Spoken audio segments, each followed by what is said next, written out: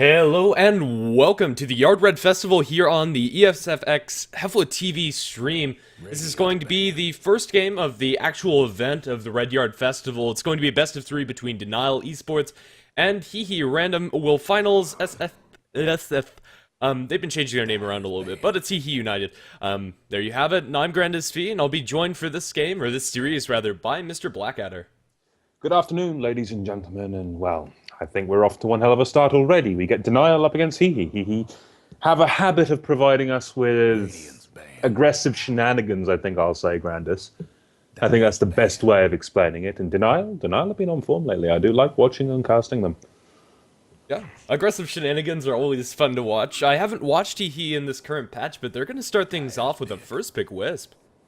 Well, first pick Wisp. We're looking for something to go pair with this, maybe the Tiny, maybe the Chaos Knight, just something that can get in the enemy's face, more or less. I mean, I even saw, what was it? It was an IO with a Bristleback the other day as well. So all are possible. And Wisp as a hero, I honestly like him in this form of meta. It goes with the whole aggressive team fighting style. The ability to have two extra heroes in any fight is always a nice thing. And, well, we all know the shenanigans that an IO can get up to, be it aggressively TPing to get a friend out of a tight jam with the relocate, or just going balls to the wall aggressive. But flip side of the coin for Denial, Treant Protector and the Bat Rider. Yeah, if you ignore the bans, this is looking more like 6.78 than 8.2. Bat Rider, Treant Protector, a very peculiar starting first two from Denial Esports. The Bat Rider makes a decent amount of sense to me, still a really solid offlaner. His pickoff potential is pretty much unrivaled by any hero, really. Treant Protector, however, I'm kind of on the fence of the hero right now. With the way that the game is starting to evolve, where games are going longer, Tree is feeling like more of an attractive pick than he was in 6.81, although I'm still kind of on the fence. It's nice to have the overgrowth disabling through BKB, but honestly, I think you can leave that hero till later on in the draft if you really want to pick up your Tree. I would tend to agree with that. I mean, he can be picked up later on without much guarantee that he'll be banned. As a control hero, as a overgrowth user, it's fairly nice, but there's something that I've been wanting to see at least one team experiment with, and that's the Aghanim's upgrade, considering it brings back the oldest ability in all of Dota, near enough, the Eyes of the Forest. Yeah, it's a lot of fun to watch. I doubt we're going to see a Tree getting enough farm, but if the game does go late and he's able to accrue that gold, it would be very interesting to see, in fact, and just expanding the range of the overgrowth in and of itself is already really nice, and then you get that global vision. I don't know, it's pretty sweet to watch. But yeah, I doubt we'll be seeing it. I'd love to watch it be experimented with, though, as you said. I think that Hehe are going to snag up their partner for the Wisp, but it's going to be a Spectre, so maybe not. A Spectre pick following up the Wisp, a lot of global potential from these two, although they're usually not paired together. If they do pick up another hero that combos decently well with the Wisp, maybe not even as a safe lane farmer, but something on lines of a tempo controlling mid that could just benefit from the global presence. I don't know, it could be pretty scary if they're able to get off the ground, although their early game is going to be fairly weak. Spectre and Wisp, not necessarily great laners. No, I would completely agree to that, but in the new version of the game that I've seen played lately, Spectre does fit in quite well. She can brawl reasonably early, and you don't necessarily have to go for a Radiance. I mean, lately I've seen an uprise of, say, Diffusal on Spectre once more with the likes of a Crimson Guard, and Crimson Guard is a very powerful item no matter how you look at it, and consider what it does. Reduces physical damage taken by an absolute boatload. Yeah. It's going to take away of the potential right-click of the Treant, the Bat Rider. It's all going to be very nice, but the Wisp and the Spectre together, I'm thinking maybe safe lane Spectre with a Dazzle and a mid lane Wisp with, say, a Tiny, if it's not banned out here. But I honestly expect the Tiny to be taken away pretty damn sharpish. I'm not sure if I really want to see the Tiny. That would be a tad greedy. I don't know. They need a lot of ways to make space with their offlaner as well as their other support. It definitely could be doable, but I'm not sure if it's going to be banned by Denial. Potentially will, as it's just the best hero to pair with Wisp, almost bar none. I'd love to see the Wisp paired with the likes of a Sven, or maybe something a little bit more aggressive than the Tiny, that could fight immediately once you get level 6, and that would be a lot of fun to see, but honestly I'm not sure. It's just so weird to see these two heroes picked up first, and I'm loving it. Well, an Alchemist could work for if you want to mid lane with an IO, so could a Chaos Knight, and honestly I would love to see a Chaos Knight. It's one of my favorite heroes in the game, but odds are we won't see it, mainly because the CK doesn't have much in flash farming potential. Sure, you get a lot of kill potential, especially as you get that level 3 through to level 6, but I'm unsure if we're going to be seeing a CK in this game. And considering the bans that are coming out of Denial, they're taking away the big heavy split pushes as well as the teamfight potential of an Ancient Apparition. So they might ban the Tiny here, and that would fit with their current logic in their bans. It's going to be the Nature's Prophet instead, another global hero with the global TP. If they had the Nature's Prophet as well as something to pair with the Wisp in mid, it could instantly be 4 heroes right on top of you, and that 5th is probably not very important. A teamfight could break out literally anywhere. So in that sense, it would be a nice pick for them, although, again, a tad greedy.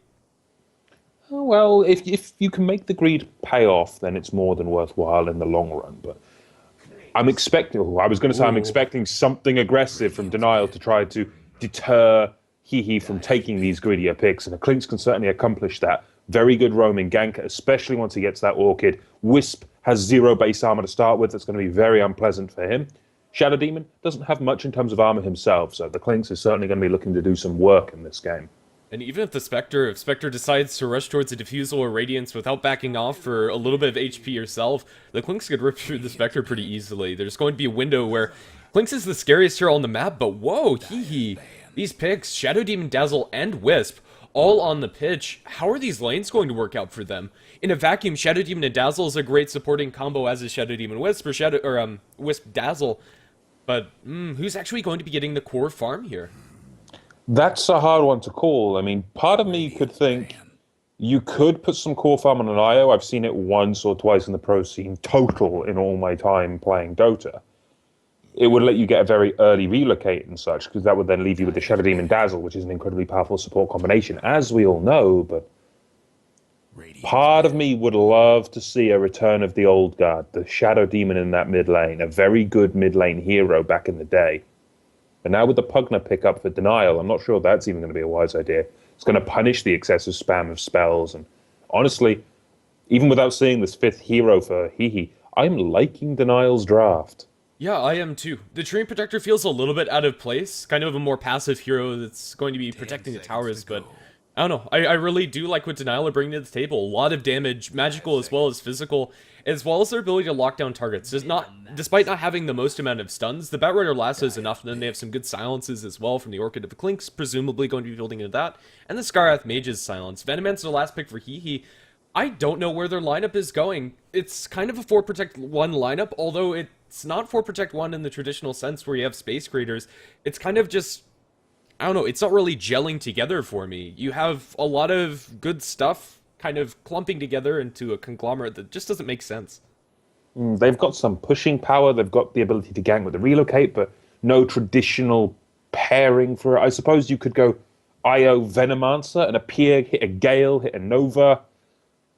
But draft-wise, I'm liking Denials a bit better, and I'm going to come out and say my money on this one. I'm going to put my bet on Denial. But hehe have proven us wrong before. It's going to be interesting to see what they can show us. Yeah.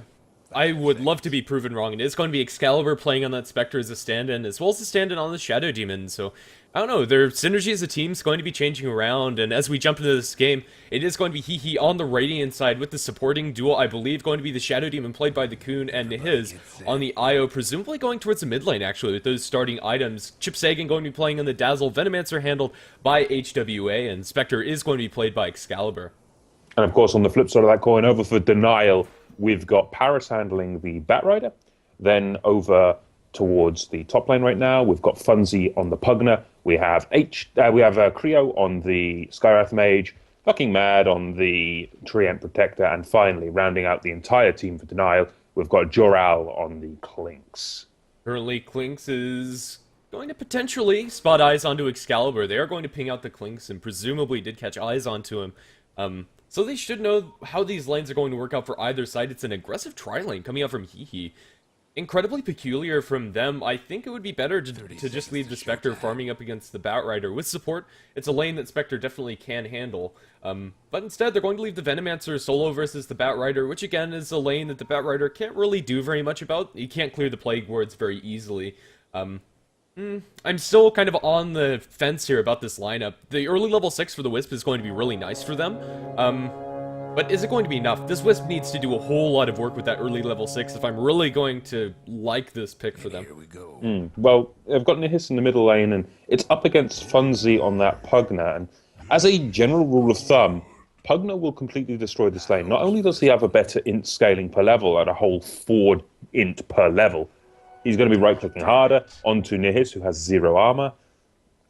He's going to be dropping those nether blasts, pushing the lane and getting early towers if there isn't good rotations. And as a general rule of thumb, I'm not going to bet up against the Pugna in this matchup.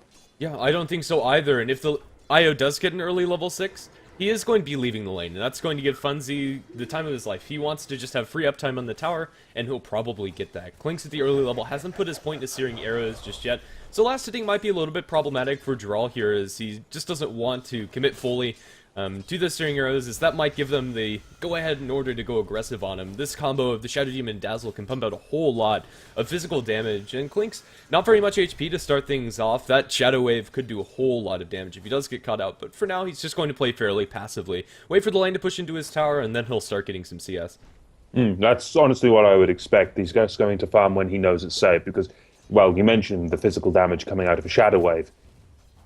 Disruption Shadow Wave, you cannot underestimate that level of damage, especially onto a Klinks. And how much base armor does a Klinks have? Only 2. Not much.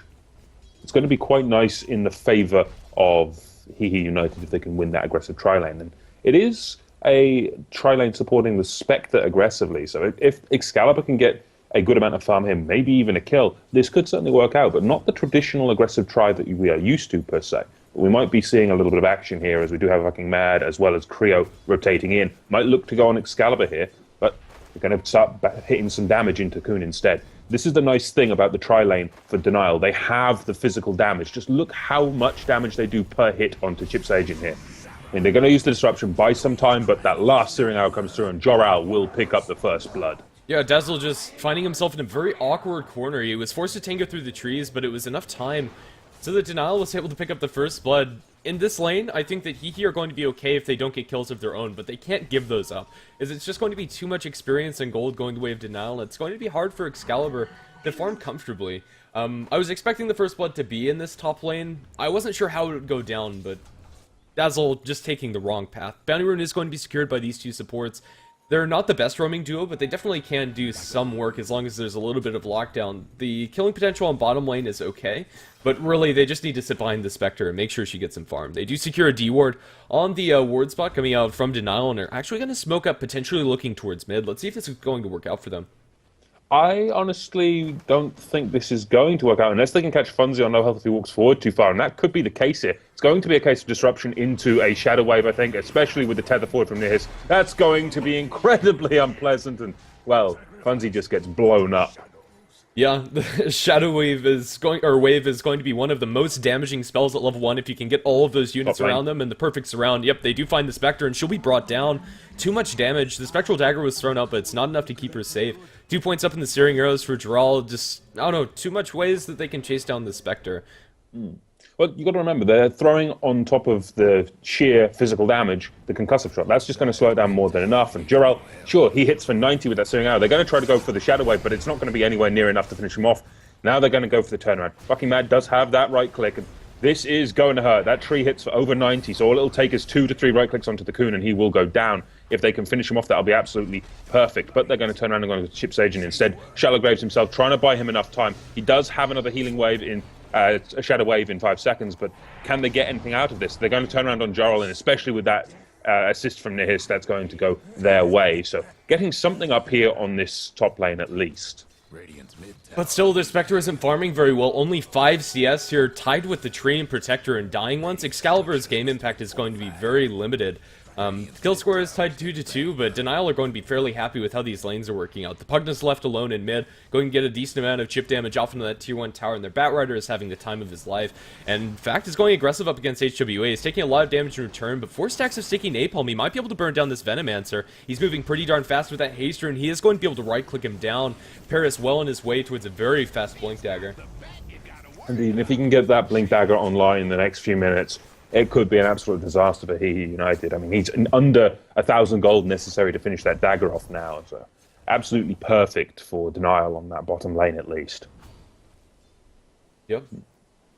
So it is going to be Dazzle picking up a little bit of room in mid to secure himself some levels. Dazzle scales pretty well, and with the Wisp rotating around already, that's completely acceptable. Wisp is almost at that crucial level 6, which is one of hehe's larger tools in order to make kills happen around the map. Once they have level 6 on Spectre as well as on the Wisp, they can isolate pretty much any hero and just overwhelm them with numbers. Although their lockdown isn't that great, they have the damage if they're able to find just 1 or 2 heroes out alone. But this is something I'm quickly considering here. I would ask one of the statsmen if we had one available for today, but when was the last time we saw a mid-Wisp? When was the last time in memory that you think we saw one? Because this is actually working quite well as top lane. He could be losing a Clinks here. He's taking a lot of right-click, but Joral will manage to escape this one with that skeleton walk. Only just. He is going to live with 19 HP, as the poison damage is almost enough to take down Joral. If they got one more auto attack, it would have been a kill. But either way, yeah, Wisp is a fairly decent mid laner. Just being able to shove out the wave with the spam of the Wisp spirits. Oh, I can't remember the last time that I saw it. The last one that stands in my memory was Dendi playing it in the TI3 finals. But that was forever ago. So I'm not sure. It has been quite a long time. Well, Battle Wisp in some ways can work, especially when you get a Shadow Demon and a Dazzle, because the tether will bring you within range to get an extra Shadow Wave source of damage onto a target, should they catch one in a disruption. That's what we saw with the kill on Funzy in the middle lane, so it does have some potential, but I'm thinking it's going to fall off a bit too quick considering the damage and carry potential out of Denial versus Hehe United, unless this Spectre just becomes huge. I think that's fair. We already kind of saw the combo. If you time it correctly and get the curse onto them, you can get all of the spirits from the Wisp to blow up at the same time, doing a ridiculous amount of damage, but it's going to fall off faster than you would like, kind of as you already mentioned. Level 6 is available for the Wisp. We have yet to see a relocate. There's still no boots on this island. He has relocated. He just relocated back to base to get healed up, but now in comes the gank. This could go very badly for Nihis, and he just cannot survive this level of damage. He'll go down to the life drain of Funzy. Yeah, I see the Wisp just finds himself in a very awkward corner as the nuke damage coming out, amplified by the Ancient Seal. It's too much for him to stand up against. Ooh, that's your first relocate used, and it does nothing, as it doesn't even save the Wisp his life. Shadow Demon gets a little bit of room in this middle lane. It's not enough to really make up for the fact that this early game just isn't working out for Hehe. Their Venomancer is getting okay farm in bottom, but then again, it's just okay. It's nothing too great. Eventually, he'll be able to push down this tier 1 tower, but even that isn't taking that much damage. Well, getting some tower damage, sure, absolutely fine. Getting early towers, nice. But with all the changes to 6.82 and the fact that it's now a little bit more teamfight oriented, you got more heroes coming back in the day, like Batrider, we're seeing more of him. Shadow Demon, Dazzle, their combo is back. We've got, say, the likes of the Clinks we've seen more often lately. And now you've got Blink Dagger as well for that Batrider. It's the more brawling, fight-heavy style of gameplay. Less about pushing, more about just getting a good set of fights and keeping momentum throughout a game. So I'm thinking the Venomancer's not going to have a very fun game at all in this case. Excalibur barely escaping up in top lane, just taking too much damage. Luckily enough for him, the Grave was coming out from the Dazzle to keep himself alive. If they want to go for those kills reliably, they'll need to silence up Chipsagan, but either way, it's still a Spectre that's not farming very well. 24 CS at 8 minutes in, 8.5 almost, is very lackluster and not where you want your Spectre to be, especially if you are running it as your pretty much only farmer in the game. Well, this is where my curiosity is going to come in here. The potential for damage, and well, here we go. Paris just goes for HWA. He's going to be in a lot of trouble. Dragged under the tower, within tower range, as well as the flame break. But can they finish him off? No, they actually got Nihis rotating in, and this might be enough to get HWA out of there. They didn't fully commit and finish off the Venomancer. They thought that he would just burn down to the Firefly, but Nihis on point, saving the Venomancer's life in this case. It's going to be relocate for the first usage of the lasso after the Blink Dagger, so I'm going to say that that's worth it for Hehe blowing the relocate for that, or not really blowing it, but utilizing the relocate for that. Although, they'd much rather be getting kills with it. 2 to 4 kills scored. Denial are still looking pretty solid. Pugna, with an Invis rune, is going to be rotating down towards bottom, working towards that mechanism after the bottle. Has quite a decent amount of mana to throw into this tower, although the lane's not pushing in close enough. In mid, might be where we see a little bit of action. Spectre might get caught out, flunked upon by the Batrider, now just ripped apart by the Clinks. Searing Arrow is proving to be too much damage as they relocate in. They do have the Shadow Demon Dazzle as well as Wista, and they blow up the Batrider, that Shadow Wave, doing a ridiculous amount of damage, and Io finishing it off with one of his spirits. Venomancer also, in the meantime, dying down towards the bottom lane. It was just Funzy and effing mad that we're able to bring that down. Lead Seed, as well as with the amplified Pugna Blast, I believe. Well, the potential for damage is huge on both sides. Denial have the sources of the Pugna and Effing Mad. I mean, Effing Mad hits like an absolute truck the entire point of the Treant. On the flip side of the coin, you do have the 1-2 punch of Disruption into Shadow Wave. I mean, it's quite nice to see, but Disruption Shadow Wave's only going to get you so far. I mean, it's going to fall off, and it will fall off in one of the earlier points of this game compared to later. We could see some form of heavy negative armor on the Spectre, maybe a AC or a Desolator, but I would much prefer to see something else instead. But mid lane, Funzy, in a lot of trouble, does get purged, and he's going to fall even without the healing combo. But I would expect to see things like that Manta, maybe a Radiance onto Excalibur instead, but he actually did die on that top lane to Paris on that Batrider, so the entire game very fight-oriented, very gank-oriented, and still not seeing a reliable amount of farm on the Spectre, considering she's 30 for 3 up against, say, the top of this, which is Denial with Paris on that Batrider at 61 and 3. Over doubling the CS.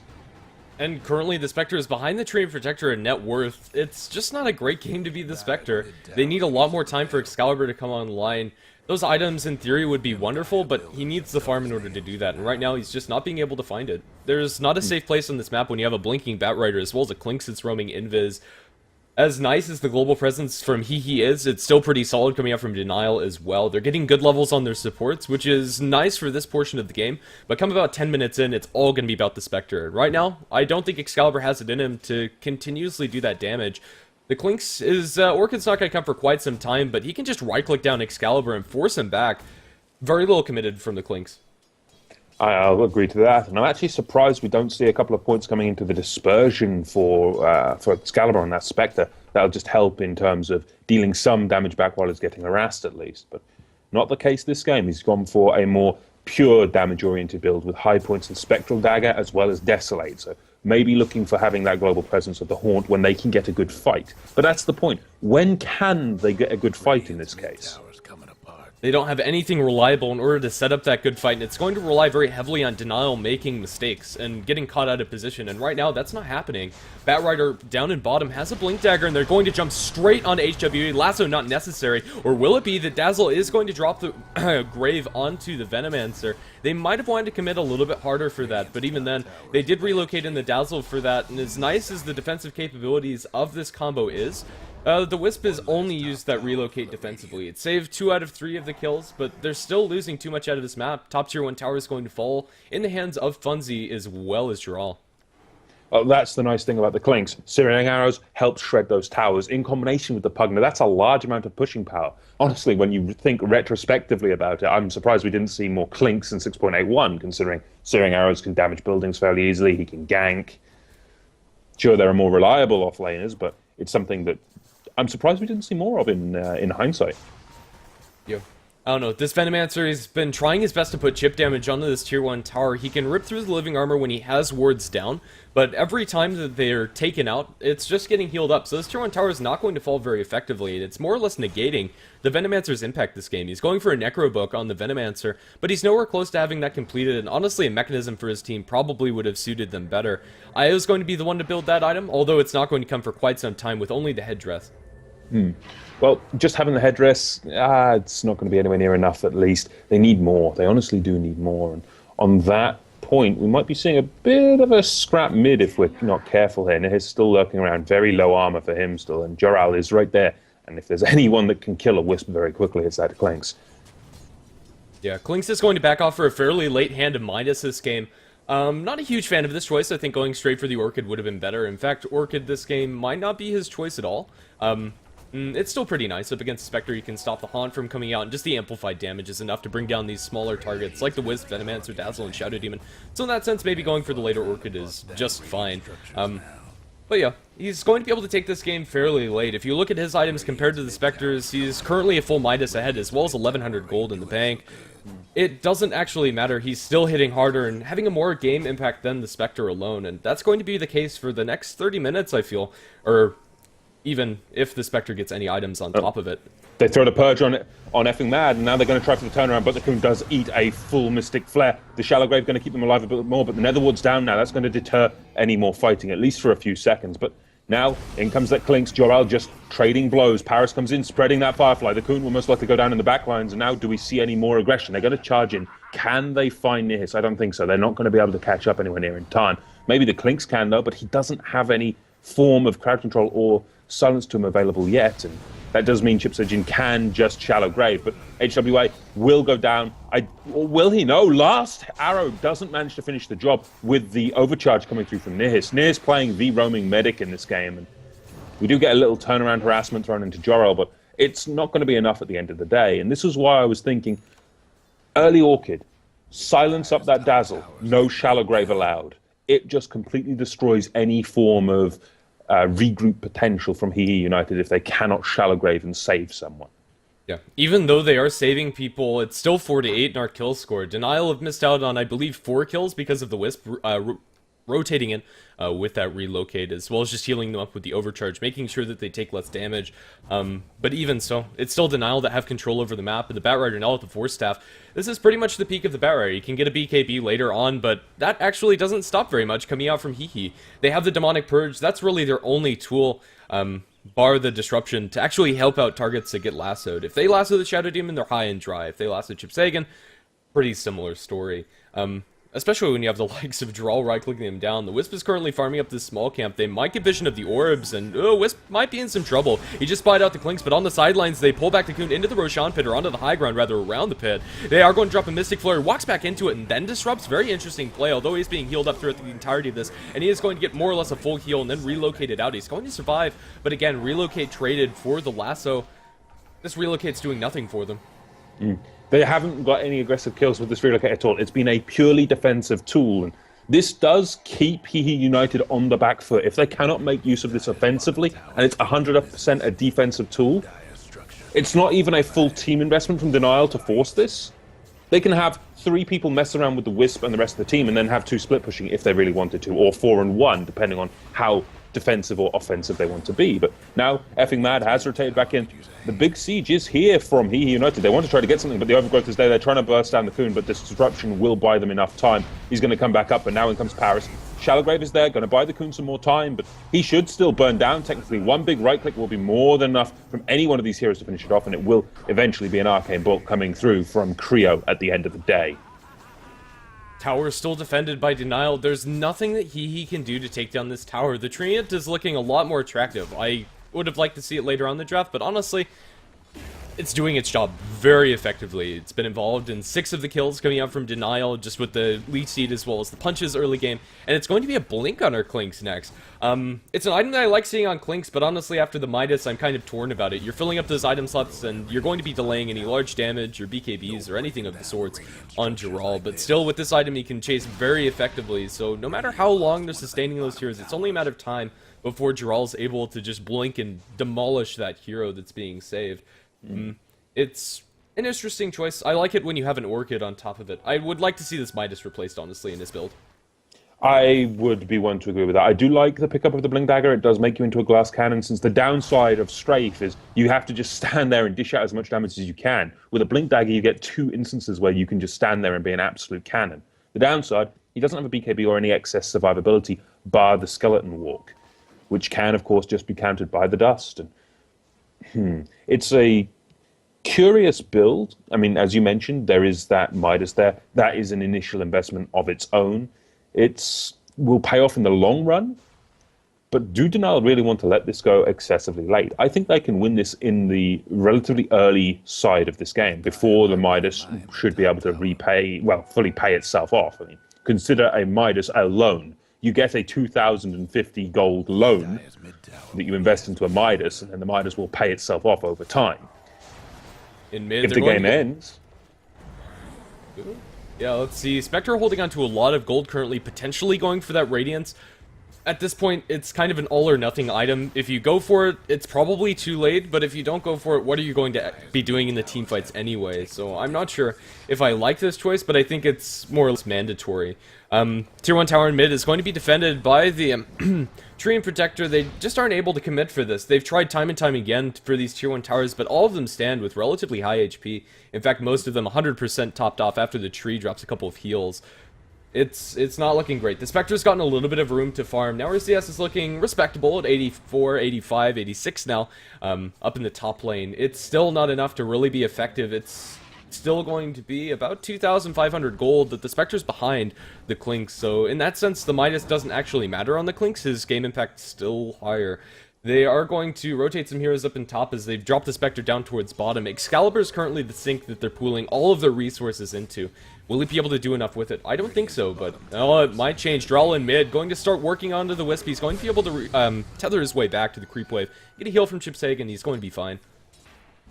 Well, this is the benefit. They do at least have some sustain with these pushes between the Wisp and the Dazzle. They can keep a team healed up, but the damage potential of Denial is all very upfront, very bursty, and you can see that in effect when they lose the Spectre. The Funzy's Pugna are just doing far too much this early into the game, and Chips Agent, he's equally going to get caught, grabbed, dragged back. There's no escape from this. Just gets completely obliterated before even the lasso ended. Yeah. Fully upfront loaded damage. Very nasty to deal with. It really is. That's going to be 400 gold lost by the Spectre in that death, and when you're saving up for a relic, that's huge. I was keeping my eyes on the Batrider's haste rune. He wasn't able to use it until the end of that fight. I don't know. It doesn't matter. The tier 2 tower is going to fall to the strafe, the Pugna Blast. There's too much pushing power coming out from Denial. It's not a quote-unquote pushing lineup, but it definitely does the job if they're able to get the pickoffs with the bat, and they're definitely able to do so. Potentially looking for a jump on an Is. They don't have enough really left in the tank in order to do so. The tier 2 tower is going to be standing for now, but they don't have the Tree Protector on the Radiant team. That damage is going to be permanent. Well, you consider how Denial are playing. They're fighting, getting a pick, getting an objective. Wash, rinse, and repeat. They are just playing it as they need to. Denial have a distinct advantage, and they are running with it. If we look at the graphs quickly, it's a 10,000 gold lead at 21 minutes. Experience-wise, very much the same. Nearly 11,000 at 21 minutes. This is very, very good, gradual play coming from Denial. Yeah, it definitely is. 2,000 gold on the Clinks. I'm not sure where his item build is going to go from here. It might be a little bit late for the Orchid, but I still think it's a valuable investment. Always making sure you have the mana, despite already having the Soul Ring in order to fill that. The Orchid's just going to offer a lot more damage, as well as making sure that these defensive tools don't come out. Silencing the Wisp so he's not able to tether relocate, or silencing Dazzle so there's no grave, silencing the Shadow Demon so there's no disruption. Any one of those heroes is going to make it a lot harder for hehe to keep their heroes alive, and if they can't do that, their towers are soon to fall. Well, we do get another scrap going down near the Roshan pit. Funzy, he's going to be the target here, but they just do so much damage in return. They manage to bring down the Shadow Demon, but in comes the Spectre with that Haunt. But there is no damage, there is no Radiance. There is just nothing at the minute they can do. The Spectre has no items, effectively. He's got 3,200 gold, but no Radiance up, no Diffusal, no nothing. It's a very unpleasant scenario for Excalibur to be in, and he needs to farm and remedy this, but the pressure Denial are applying is across all lanes, across all possible avenues of farm. And you consider also the enemy jungle. It's warded up. If he tries to farm the hard camp, it's going to be seen. Then we get the rotation in from the Clinks, and he's going to most likely be going for that Orchid next, I think. If there's an Orchid on the Spectre, there is no avenue for escape possible at all. Yeah, it's not very comfortable for hehe at all. Right now, the Clinks is a menace even without the Orchid, and you just add that extra damage, it's going to be pretty scary. He's going to bump into Excalibur. Yet again, we're going to see a defensive relocate coming from the Wisp just to heal himself back up in base. Droll shows in lane and might be in a little bit of trouble, but I think he's completely safe, and yeah, he is. He has a Blink Dagger. There's no way that they can actually catch him up. Yeah. I've pretty much given up all hope that we're going to see an aggressive relocate. There's just nobody that benefits from it on the side of hehe. We thought about maybe a Venomancer jumping on somebody with dropping a Gale as well as the Venomancer ulti to do some decent damage, but then they'd also need to commit the Haunt, and even then it's not a guaranteed pick as Excalibur bumps yet again into Droll. If this was an Orchid, it's a pretty straightforward kill on Excalibur, but without it, it's just going to be a little bit of scouting done by our Clinks. Well, they do see now that relic. But Batrider, yeah, here he comes looking for Excalibur, and with the Batrider it's going to be more than enough. There is just no way they can save that Spectre in time. And sure, they didn't deny the Spectre that relic for a little bit, but just a good kill nonetheless. The Radiance isn't online yet, and if they can maintain that level of presence and just keep the Spectre down a little bit longer, it's going to be absolutely golden. We're already at 24 minutes. The effectiveness of that early Radiance has fallen off by a large degree, and I am honestly wondering if we're not going to see just an aggressive play coming out of denial, force the last few tier 2s, and then maybe high ground before the Radiance on the Spectre can pay off at all. Yeah, I don't think it is going to pay off at all. Really, Spectre isn't that scary until you get an item on top of the Radiance. The Radiance is nice in and of itself. If you get it early enough, the supports are going to die in the duration of your haunt. So, the Skywrath Mage is probably going to fall pretty darn low from that, but as long as there's any sustain, it's not going to be a pretty picture for Hehe. Spectre is a hero that's kind of designed to 1v5 the enemy team once you're 6 slotted. One item's not going to do it for them. It is going to be the go coming out from Chip Sagan. The Relic is on Spectre, so not all hope is lost, but there's hardly a cent of gold on top of that. 25 gold, negligible. The Spectre lost 329 gold from that last death, even though she'd already bought the Relic. It's really painful to watch Excalibur farm. As the Dazzle's gone on, he does have the Grave to keep himself alive, but that's a Treant Protector as well as the Pugna. They are trying to get Chip Sagan out alive. He heals. He's sustaining pretty well with the double heal coming out from the Wisp. They jump in with Venomancer ulti onto Mad as the TP away from Funzy. Will be able to make it barely, however. The burst damage almost enough. Losing your tree isn't the most of commitments. The double heal coming out from the IO mechanism as well as the Dazzle Weave is going to be nice, and, well, we have a Treant Protector Aghanims. We were thinking about it. I was trying to figure out what that glowing tree was doing. Yeah, there's your eyes in the forest. It is spotted out by a Radiant Sentry Ward, although they don't have a way to destroy the tree right now. No Quelling Blade or Tangos. Tether, however, could do it. I was looking forward to seeing this in at least one pro game, and Denial deliver. Thank you, boys. Yep. The Tether can break those trees, so I think Hehe are going to go about doing that eventually. But they know that their jungle is not safe. You can have infinite number of these little trees outside. As long as they're off cooldown, they last forever until you get them destroyed one way or another. So, I don't know. I love the Aghanims upgrade. It's a lot of fun to see. Well, it's a good one. It brings back, as I said in the draft, one of the oldest abilities in the entire game. Eyes of the Forest was one of Treant Protector's original skills. It would give good vision across the map and would be heavily abusable since it was available as early level 1, but now it's back in the Aghanims form, and I've got to say, it's good to have it back. It's good to see one of the oldest abilities back in the game. That Rider, on a hunting mission through the enemy jungle, they did smoke up for this, but weren't able to find any pickoffs. Excalibur is still desperately farming up for his Aghanims. Dazzle going to be sending himself a Quelling Blade to destroy those trees.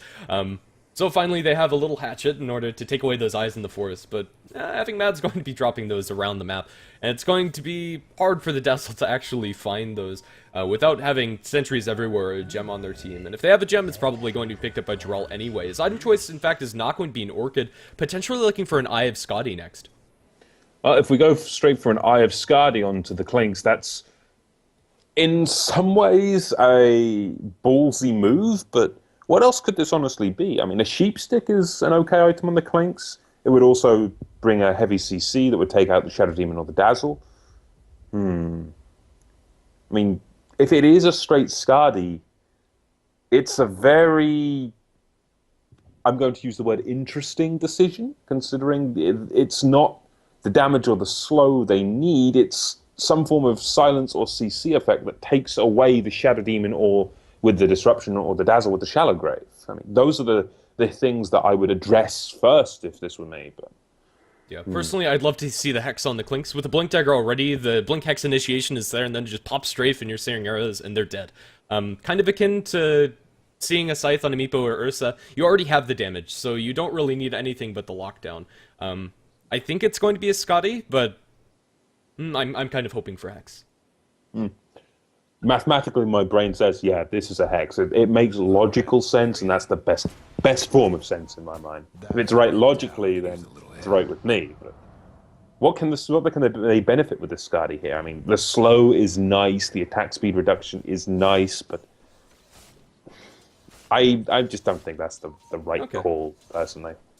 Down at bottom, Jarl is getting eyes onto Excalibur. He doesn't have a lot of backoff. He does have Mad, however, and they're going to unload onto Excalibur. He's going to be Overgrowth as well, but the Blink Away already comes through the Clinks, and in the meantime, they blow up the Wisp in mid. They're able to get the lasso off. They kill a Necronomicon Warrior and take some damage there, but it's still a pickoff going the way of Hehe, despite not exactly where I thought it would be.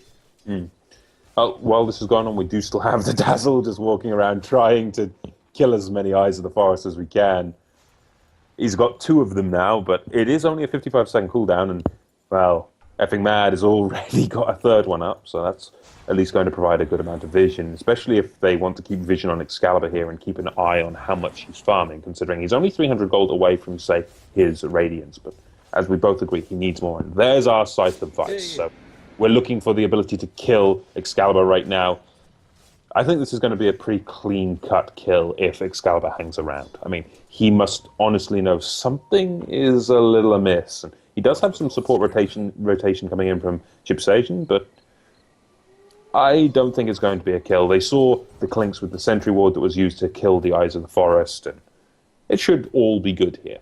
Yeah, it's also going to give away that they have the Scythe on the Clinks, and even if that doesn't net them a kill down up top, it's still going to put the Fear of God in them. If they're anywhere on this map, the Clinks can just blink on top of them, and there's nothing that they can do. Spectre is going to drop down and farm bottom, but there's a Batrider there. Lasso is available, and if they bring in anybody else, that's going to be a dead Spectre if she farms anywhere further than where this creep wave is currently.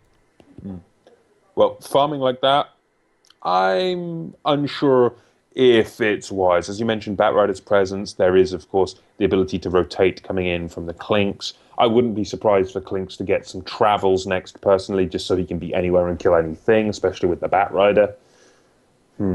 What other options are there, in all honesty, for the lineup of Denial? What is their next target? What is their next objective? Because to me, it feels like, let's kill Excalibur, then let's get a tier 2. Yeah. Let's kill Excalibur, let's get a tier 2. Let's kill Excalibur, let's get Roshan, then let's get high ground. I think it's just going to be a pretty straight checklist coming up from Denial to go down all of those objectives and then push it. Honestly, if they get the kill on Excalibur or get an Aegis on themselves, they could probably take high ground fairly effectively. It's going to be annoying pushing into those Venomancer wards as well as Excalibur's Haunt, but that's about all that HeHe have, and they can sustain pretty well through that. Pugna with a BKB mechanism as well. To keep his team alive, there's just not a lot that HeHe can do. It's Denial's map. And it will be up to HeHe to try to take a fight maybe at the high ground, try to turn it around, but you've still got a very squishy lineup from HeHe United. I mean, let's just look at this from a analytical point of view for a second. Shadow Demon, 853 health. Over on the Dazzle, 891 health. We're seeing a bit of a trend here. The Venomancer, sure, 1,252. And then you've got, of course, Spectre, who is a little bit tanky. He has those points coming up in Dispersion now, as well as 1,100 health. But then over on the Wisp, he's a cool Wisp, has 1,200 health, but all of these heroes are relatively either low armor or fairly squishy. And I mean low armor innately, not before, say, adding a Mechanism's Aura or such. It's an easy one for Denial to come in and just brute force, because if you think about it this way, Pugna, large amounts of magical damage across the board. You've got the physical damage of the Treant as well as the control of Overgrowth. You've got the Clinks, and, well, we all know what Clinks can do with that Hex as well. And then, on top of all of this, there's Mystic Flare to consider. And we haven't really talked much about the Skywrath in this case. An extra silence on the table has a Staff of Wizardry in the stash, so I'm thinking Rod of Atos. An extra slow, more ability for the Clinks to keep up on target, and to keep a target within the Mystic Flare. Yeah. I'm still saying Denial's map heavily. I'm just hoping, touch wood, that we get a reconnect coming through from that Treant Protector. Honestly, Treant Protector is one of the least important heroes on the side of Denial. You can pretty much micro him pretty effectively, just giving the living armor and the Eyes in the Forest. That's really what he's there for. Overgrowth is nice, but without a Blink Dagger or Force Staff to set up on his person, maybe he gets forced in by the bat. It's not the most reliable, and they can definitely play without the tree, although they're definitely not going to want to. If it push comes to shove, they definitely could. Let's see. We're going to see Chip Sagan getting a Bounty Rune up in top. Very limited impact on this game at all. Yeah, right now there's not really a place where we're going to see a jump. Shadow Demon shouldn't walk much further than he is now. They do know that there is a Sentry Ward here. Eventually is going to be spotted out by this Observer on the high ground.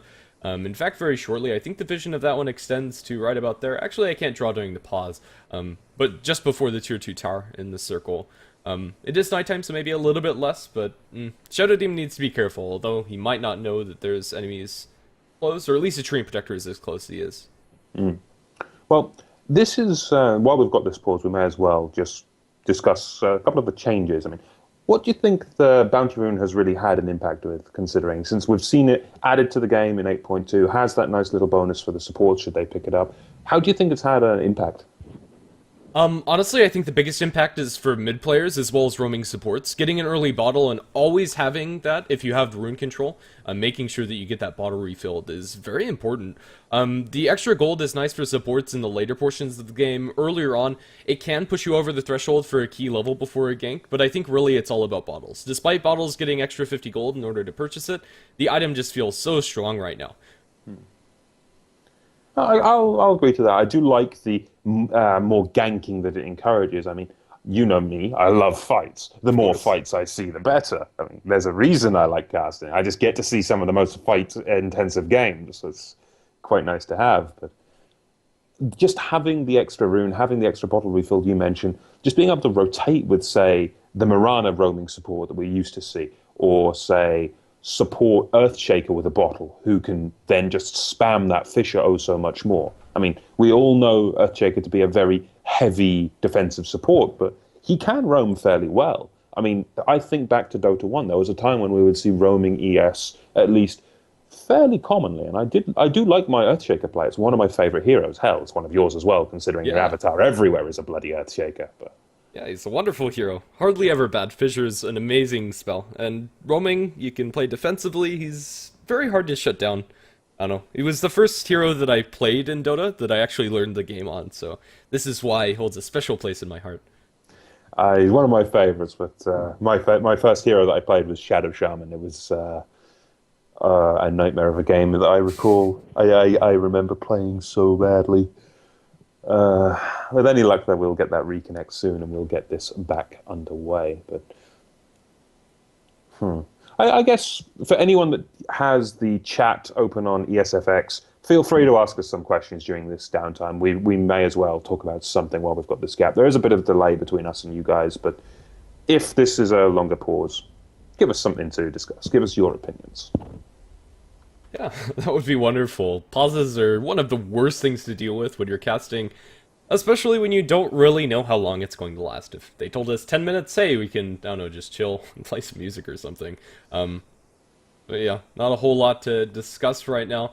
The stream is currently not being shown on Dota 2 Lounge. It's not showing up under the list, so hopefully everybody can find this here properly, and the stream is not lagging or anything like that. If it is, I'm sorry, there's very little I can actually do about that. I'm very new to this streaming service, and if it is, it's probably a server-side issue that we have no control over. We've been casting on Twitch. Well, I've been casting on Twitch for about 2 years. You've been going a fairly long time as well. If I recall, it's yeah, about a year. It's odd getting used to a new platform. I will say that much. It was honestly, I remember when I first started casting on Twitch, it was an absolute nightmare sorting my my rig to be able to handle that. But with experience, I suppose we've both improved. Yeah. Well, Treant is currently lodged inside a corner. Right now we're just going through the beautiful showcase view of all of these heroes and what that actually does. Right now there's not very much exciting happening. We're still waiting on that Radiance to come out in the Spectre. It's going to be a pretty darn late one on Excalibur. The farming power of Radiance really isn't going to show this game. He just doesn't have the map control in order to utilize it that way. Maybe they're going to be able to win some fights, however, with it. The extra 50 damage per second on the likes of Pugna or on the Skywrath Mage could be pretty important, as long as the BKB's down for the Pugna. If it's up, Excalibur can do nothing. Yeah, I'll say that much. If it is up, Excalibur's going to have a very rough time. And we know how powerful that Pugna is, considering. And honestly, the 6.82 changes to Pugna. What's your opinion about being able to heal allies? I haven't with seen... a Wisp as well, if you've seen that combination. Yeah. I haven't seen it really have a big impact. It's a good change. I've seen it in a couple of pubs where you like have Pugna and Legion Commander and you just heal the Legion while you're dueling. It's a nice change. I'm not sure it really changes much, although with an Aghanim Scepter it can be impactful and there's some clutch plays that you can do with it. It's not a huge buff, especially considering the changes to towers and whatnot. I think that's going to hurt Pugna more than the healing on his ultimate's going to help. I'd love to see it be impactful, maybe saving the Clinks while he's getting low, but honestly, I don't think the Clinks is going to be put in a position where that's going to be important. Not necessarily in this game, but on the whole, I was on about. How do Yeah. you think we're going to see much of an impact with that one? It's a hard call, isn't it? Yeah, it really is. I think we're going to see a couple of highlight reels where you have a Pugna healing while somebody goes completely ham and just some amazing plays there. Maybe denying yourself with the heal coming out from the life drain on a creep or something in the nick of time. I'm pretty sure that denies you, actually. I haven't actually tested that out. It's a fairly recent change. Either way, ready is going to come out from both of the teams, and we actually get into the true game. Yep. Well, we're back underway, so let's see what these teams can show us. But with the Pugna, I got to say the potential with a couple of the highlight reels that we could see is going to be quite nice. Now we get that Hex. They're going to look to try to bring down Chip Sajin, but the Kun does manage to get off a defensive disruption and save him from this potential attempt. But from where we sit, the Radiance is now online for Excalibur. Is it too late, though? We're at 29 minutes near enough. 29-minute Radiance. It feels very late. It's been heavily delayed by factors of ganking, being outpushed, being have to rotate lanes away just to farm safely. Yeah, it feels too late. From where we sit, it's going to take Excalibur most likely 3 minutes or so, maybe 4 minutes to get that Yasha, and then maybe look for something else on top of this. But going straight for a Yasha after this, that's not going to help out much in terms of survivability for the Spectre. The extra move speed will be nice, but is that the right call? I mean, what do you think we should see next on this Spectre regarding this game? I'd love to see the Mantis style. The Spectre just needs more. I'm not sure it matters what the next item is going to be. It's going to matter once Spectre hits critical mass and gets like 4 items up. It's not a happy place for Excalibur. Yes, the casual Yasha isn't going to be the greatest item on its own, but I think it's in the right direction. If you're not going to go for the Yasha into the Mantis style, go for Reaver into Heart. Reaver into Heart? Yeah, I could understand that one, but part of me wants to say BKB would be a very good choice for Excalibur here, considering the Mystic Flare. You've also got Overgrowth, being able to get out of that, the damage of the Pugna. But if you go for, as Excalibur gets himself stuck in the trees, shenanigans happen. If you go for, say, a BKB, you're not really going to be able to evolve much in terms of damage. You gain a little bit more survivability, but the damage on Denial is scaling so well in this game. I'm unsure if even the BKB would be a right choice. Yeah, BKB, if he goes for the item, he's just going to be ripped apart by Drell. Really, at this point in the game, he needs like a Manta Heart and Butterfly to really have an impact at all. And even then, maybe another damage item on top of it, the likes of an Abyssal. Bar that... He just needs too much. The Roshan's going to go in the favor of Denial, and with a second life, presumably on their Clinks, they can go for high ground at this point. Just go down mid, and if they win a fight beforehand, and they're going to find out the Wisp. Without the Wisp, that's a lot of their defensive capabilities down the drain. Spectre Haunt already used, and not getting any kills off of that is going to mean that he have very little ability to fight. Now they find themselves in Chip Sagan. They do not have the lasso available, and he's just going to pop the BKB, looking for the Flame Break, bounces HW back. But there's nothing else to chase them down. 4-step forward on the bat doesn't do much.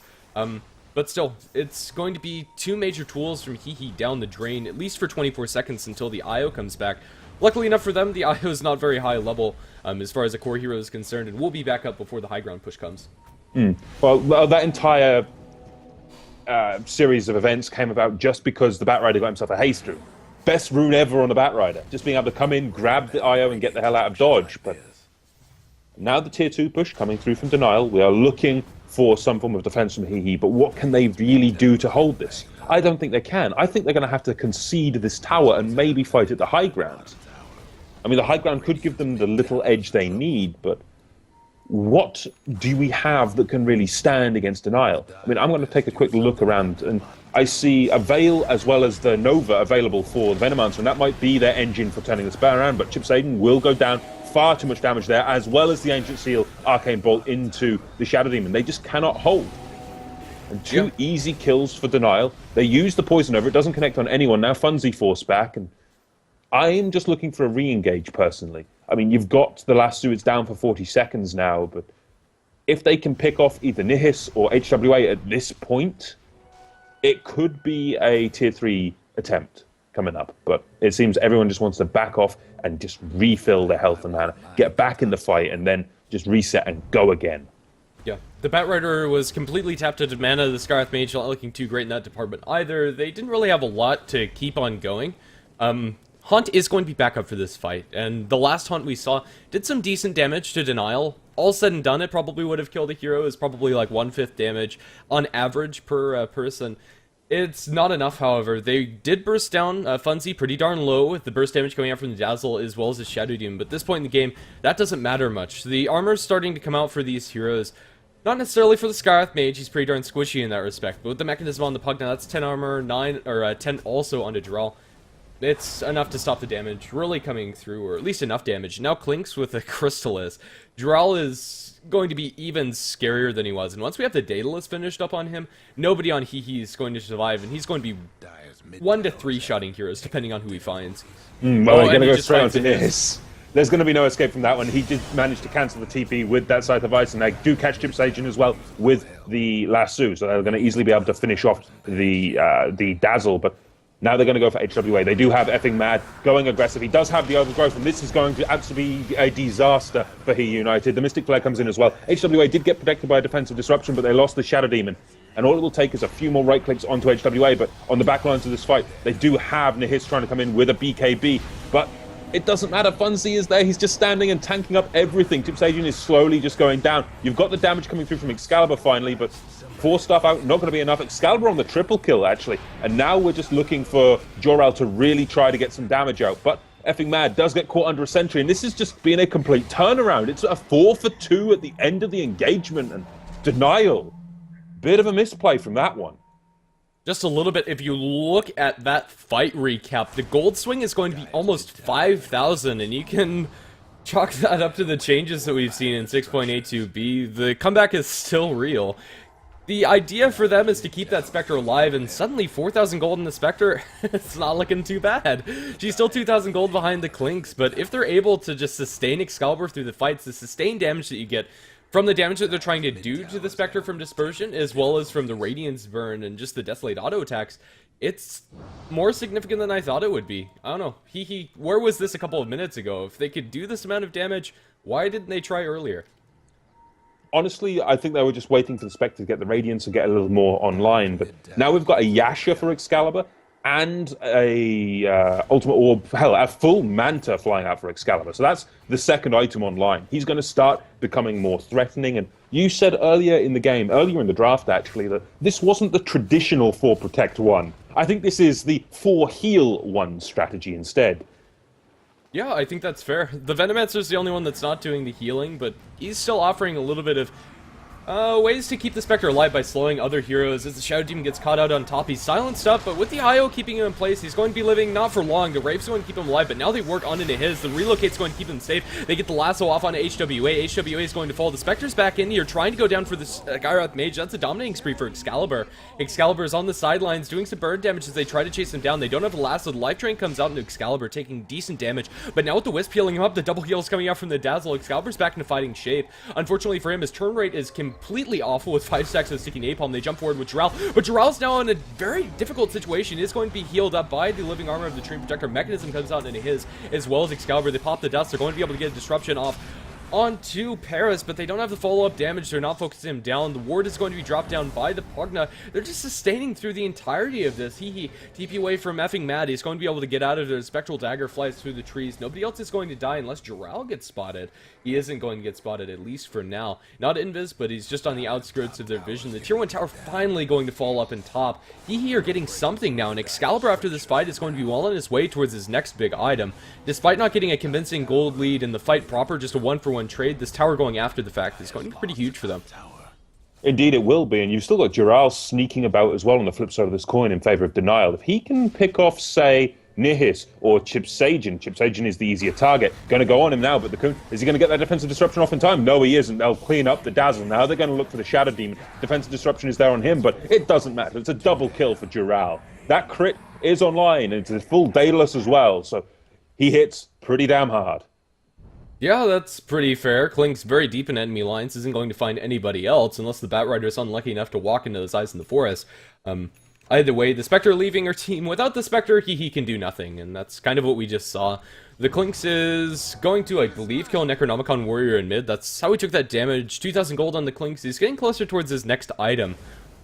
This game is so topsy-turvy. If we take a look at the gold graphs, the bleeding has been stemmed by hehe. It's pretty much been a flatline graph at 15,000 advantage, which by no means is good for hehe, but it's a step in the right direction. You say they stemmed the bleeding. They stopped the bleeding at the point where they were about to bleed out. Yes. That was quite the close turnaround. And honestly, I was waiting for hehe just to be able to turn around and show us something. I mean, they were on the back foot the entire early game, and now the Spectre has got some items starting to come into her own. Hehe do have a chance in this one. I'm not going to count them out. We were saying that it could have been fully Denial's way, but that one wrong team fight, it is the new style of Dota. One wrong mistake, one bad team fight, you will be punished so damn heavily. Yeah, just imagine if this was the first iteration of 6.82. If that had been that fight then, Spectre would be looking at a butterfly and well on her way towards her next item in that fight because of the 15,000 advantage, as well as the heroes that they killed just being so loaded. Either way, this game's a lot closer, and I think those changes are quite a bit more balanced right now. But still, you're a Spectre that could get another big damage item. Maybe just go on your way towards the butterfly, I think is probably your best bet. It's going to tank you up a decent amount up against the Clinks. Heck, maybe even go towards the hard or even more damage on top of it. Whatever Excalibur builds, it's going to be big, and it's going to have an impact in the team fights. Right now, I don't feel he needs a lot more sustain because of the amount of heals that are on his team. But if he feels differently, he could be just going for straight up tank. Aghanim Scepter. I would say straight up heart, actually. Okay. Straight up heart, because you can only do as much damage with dispersion as your HP. It's a flat equation. I believe the dispersion amount is damage reflected up to 22%. So the more health you've got, the more percentage you can work with in terms of dispersion. So that's going to help not only deal damage, but survive. And Excalibur is going to start taking some good harassment damage from Jor-El, but can't finish him off in time.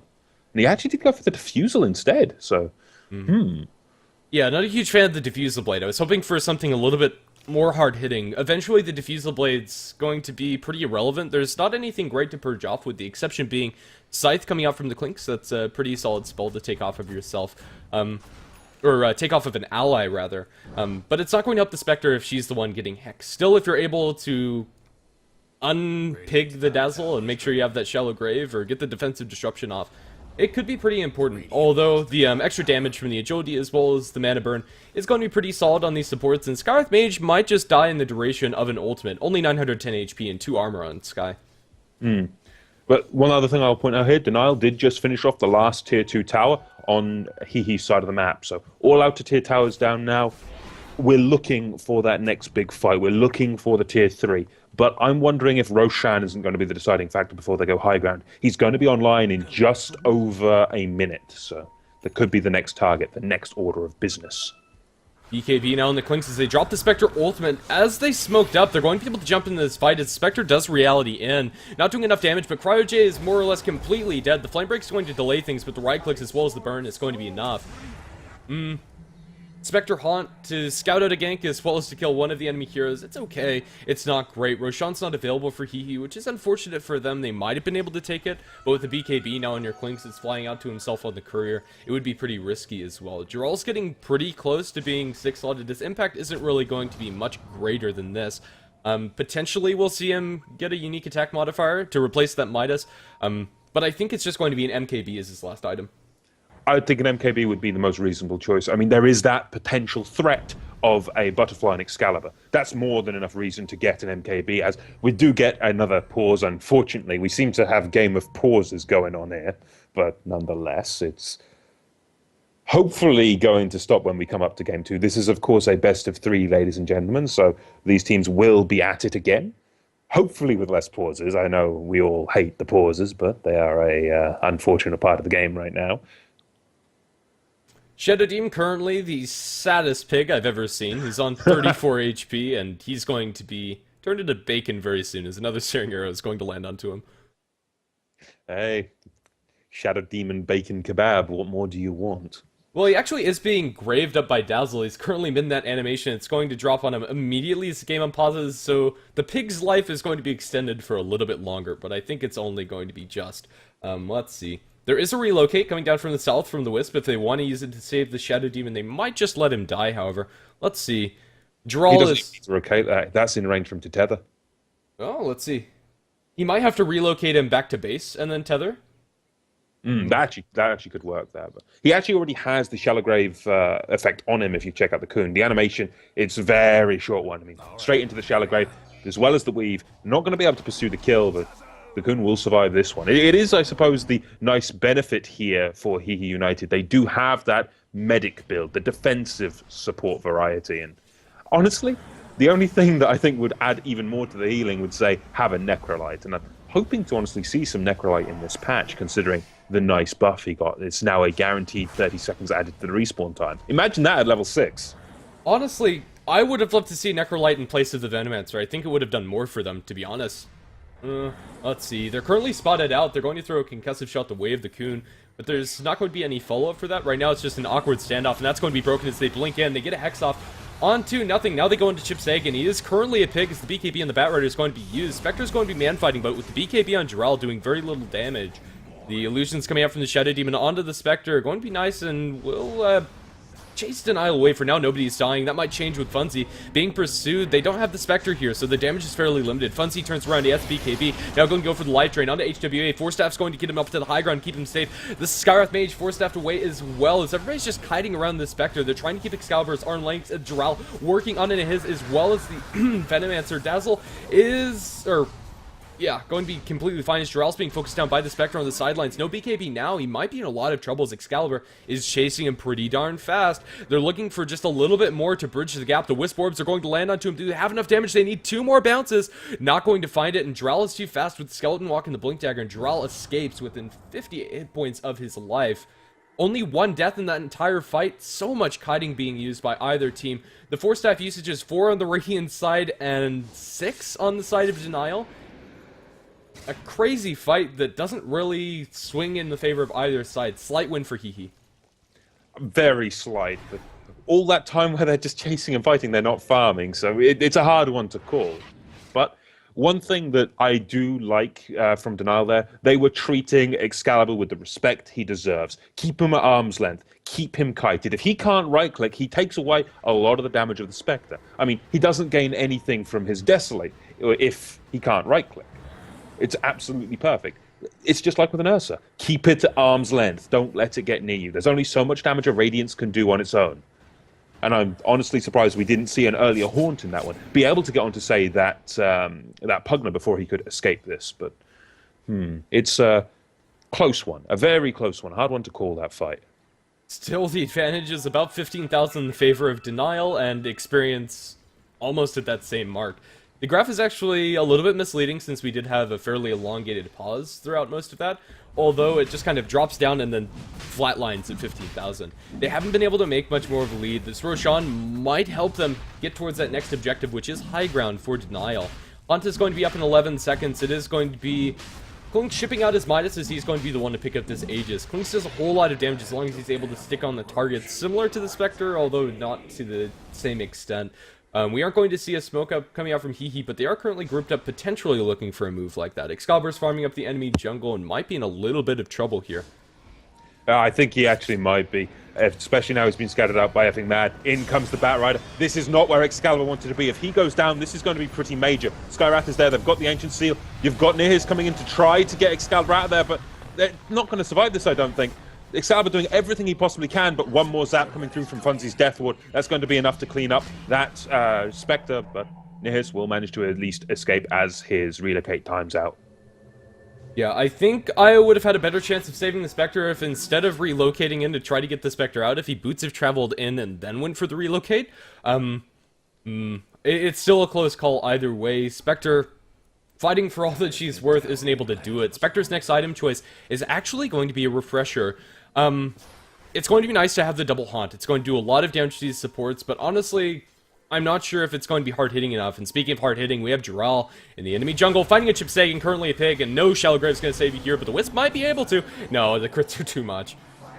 The crits combined with the damage of the Orchid... No, not Orchid. So there is no Orchid. What am I on about? Doesn't matter. Jarrell, he's going to get initiated on. Does take a large amount of damage to get his TP interrupted, but Paris, BKBs, tries to escape, can't quite do so. I don't think, but actually might do a good job of this. They're going to turn around, blow up the Coon. They used the lasso there, which I don't think was necessary. Now we've got that overgrowth. It's going to completely airball, doesn't manage to connect to Nihis, and Nihis should be away and safe. And I instinctively thought, oh, there's an Orchid. No, there isn't. Instead, HWA just get worked on, and Dural just does so much in combination with Funzy in that drain life. Now we've got the Haunt. They're going to look to try to get some counter kills with this. I mean, going for Creo, that's quite a nice one, especially if Excalibur comes in. They force the Aegis. They get the Skywrath Mage as a bonus. Now, resurrecting on Dural. Can they get this Clinks a second time? A couple of right clicks will at least stop the Blink Dagger for now, but with that BKB up, no, he's going to be well enough and safe, in my opinion. Yeah, if they had any vision of him, there was a Demonic Purge and potentially a kill on the Clinks, although if you're diving that hard for the Clinks, he might just turn and kill you. So in the end, it is going to be a win for Hehe, although the fight rate cap isn't going to say it is. They still get the Aegis off of the Clinks, and despite you losing a lot of heroes beforehand, that last engagement was in their favor, despite losing a lot before the hunt in from the Spectre. Well, this is sort of where I'm actually surprised. The fact that this is going so heavily towards the late game. I did not expect a 46-minute game coming out of these lineups. I mean, Hehe, they were on the back foot quite heavily. We're at the 46-minute mark. The Spectre is a big problem, especially if he gets this refresher. I mean, double Haunt, you said, is quite nasty. Not only double Haunt. After that, what does he go for? A Heart, possibly? For his 5th slot with Travels? I'm not even sure if he goes for the heart. I'd like to see it. I think the extra tank just synergizes very well with Spectre, but honestly, it might just go for straight up damage, get an Abyssal Blade, and then you can have double Abyssal inside the team fights. BKB or not, that Clinks is going to die. Very, very true. I mean, the right-click potential of Excalibur cannot be underestimated. He already hits for 230 a hit. It's going to hurt, and that's before you count the pure damage added of Desolate. That sure doesn't go through Magic Immunity, but if those BKBs aren't online, Excalibur will be able to mince heroes left, right, and center with sheer right-click. Yeah. Dazzle also has Vladimir's offering for the Spectres, so maybe just getting more damage is going to help her sustain, and even without the heart, they still have enough ways to heal up the Spectre. Tether her up with the Wisp, adding that overcharge minus damage as well as the extra attack speed. Double heal from the Dazzle, double heal from the Mechanism. Spectre's going to be incredibly tanky with or without the raw HP, and Desolate's, or rather Dispersion, is still going to do a lot of damage if they try to consistently focus the Spectre down, and they're just not able to do so. Yeah, it's up to Excalibur's personal preference, I think, whether or not he builds into heart or more damage. Well, I'm wondering if it's not just going to be more damage, because he's already fairly tanky. He does have the refresher pretty much complete. He does have a perseverance on the courier, so all he needs to do is pick up the recipe. So that's going to give him just over 2,000 health. Does he really need a heart on top of that, I wonder? But now we're going to see that fight kick off. The Coon taking a large amount of damage again, but does get caught by the Shallow Grave. They use the lasso. Nihis does get caught in quite a bit of trouble here, but Jor-El just gets sheer right-click damage thrown into him by Excalibur and forced to TP out to escape. Now we're seeing a TP by Paris as well. Do they have a defensive disruption? No. It's going to be a double evacuation from Denial, and they'll lose no one. Still, they might be able to push in a tier 2 tower, this Hehe. Bottom lane is being pushed up by the tree as well as the Skywrath Mage, but that's not incredibly scary. Excalibur had not a fear in the world. He's going to TP back towards mid to pick up some farm there. It's quite a hefty sum. Honestly, they just need a way to cancel his TPs. I'd love to see the Abyssal Blade next for your Spectre. I'd agree.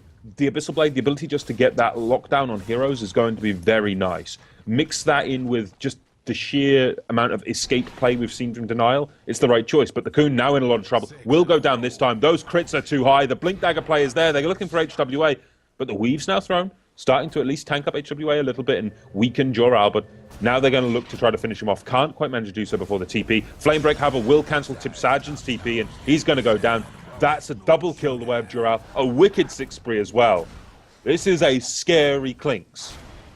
He's not going to get any more scary, however, unless he decides to replace the Blink Dagger. He's going for a Satanic next, which will make him harder to kill in the team fights, but right now his damage is capped with the Spectre. Getting jumped on in bottom lane, however, the relocate in, they're going to be able to make a turn potentially. Four Staffs will keep them safe, as Cryo-J as well as Funzy are going to be able to make it back into their side of the map. They're going to be fine. Excalibur Refresher is online. He's going to have double haunt in 20 seconds. With a double haunt, he might be able to take a fight. Clinks, despite being the scariest hero up until now on the map, that's going to change with Spectre's next item, whatever it may be. Let's see. Jor-El He's not going to have the Satanic completed, although he's very soon to have that available to him if he wants to forego buyback, but I think he'll save for buyback before he finishes that up. We'll see. He's going to be munching on those Necronomicon Warriors, as he's done through the majority of this game. It's quite a lot of gold being thrown the way of the Clinks.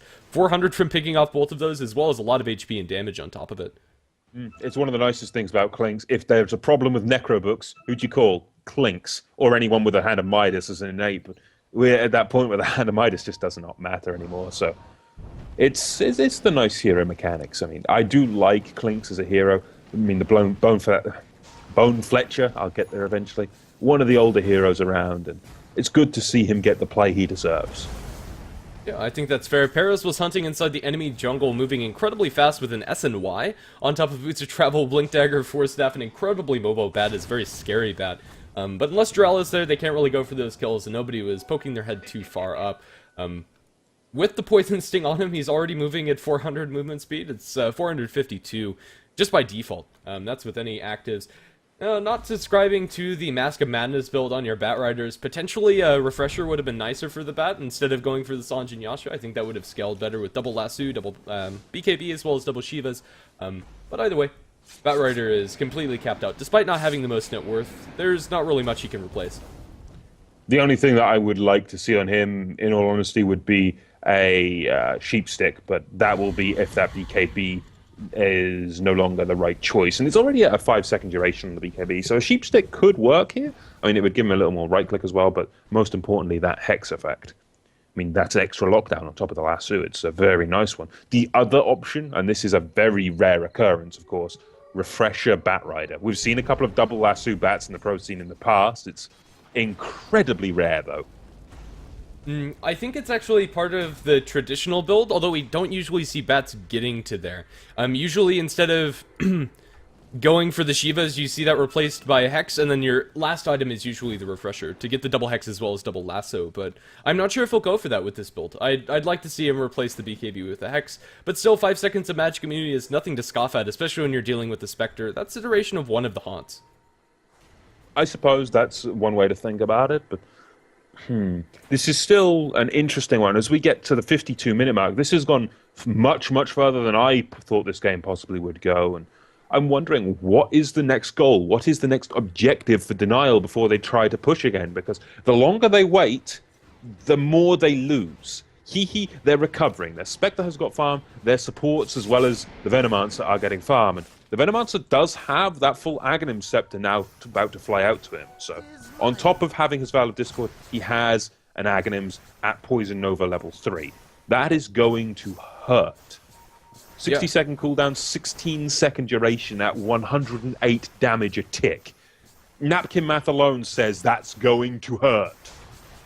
Definitely, especially when you factor in the Veil on top of it, maybe even a Curse from the Shadow Demon. It's pretty scary. That's a big combo for Jural. He gets the immediate double kill. Now Nihis in a lot of trouble. He did relocate in, but he's going to try to TP out. The damage is there. The crits are too high, and that's a triple kill for Jural. They were just waiting for a good pick-off, and they got it off the back of the smoke. Yeah, it's going to be a huge move for Denial. Spectre survives crucially for them, but used one of her haunts.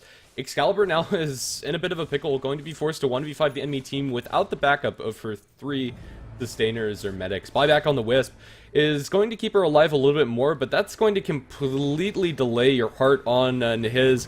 And now the high ground is going to be pressured by Denial. There's not much else to stop this besides the Glyph. It is going to stop things for a little bit longer. 5 seconds is not going to be enough, however, to completely stymie this push. Although with their supports coming back online in about 5 seconds or so, it's going to be nice to keep Spectre alive. Let's see.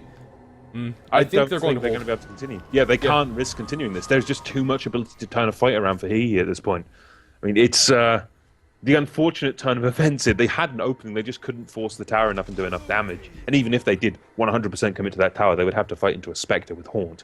Not only one Haunt, he's got 2. And now he's almost got a heart to boot. In fact, does he have the full heart? He's got the recipe on the courier, and it's about to pick up the Vitality booster. So this Spectre is 110% scary.